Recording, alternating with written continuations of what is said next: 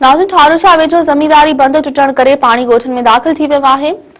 तफ़सील ॿुधाए रहियो आहे मोहम्मद जुड़ैल मंगी। जी मोहम्मद जुड़ैल।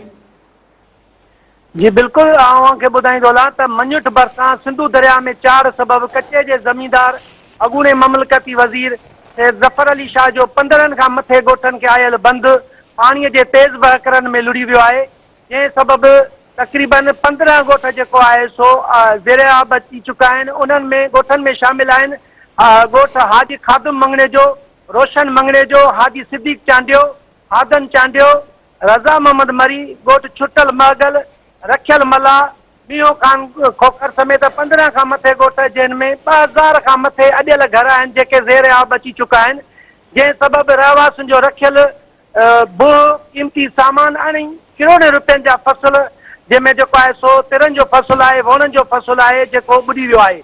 जॾहिं त सभई रहवासी हिन वक़्त ताणी दरिया में अंदरि फाथल आहिनि। रहवासियुनि राब्ते करण ते ॿुधायो त ॿेड़ियुनि जी खोट सबब दरिया में फाथल आहियूं। ज़िले इंतिज़ामिया चूंडियल नुमाइंदनि ऐं रेस्क्यू कंदड़ टीमुनि खे इतलाह कया आहिनि, पर हिन महिल ताईं असां वटि केर बि न पहुतो आहे ऐं कंहिं बि क़िस्म जो सां न कयो पियो वञे। हिन महिल ताईं असां वटि केर बि न पहुतो आहे, जंहिं सबबि सख़्तु परेशान आहियूं।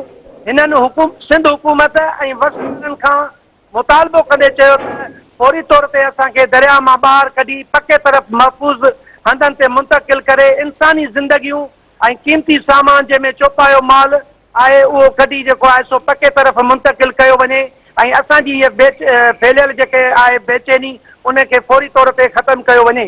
जी मोहम्मद जुड़ैल, तव्हांजी महिरबानी।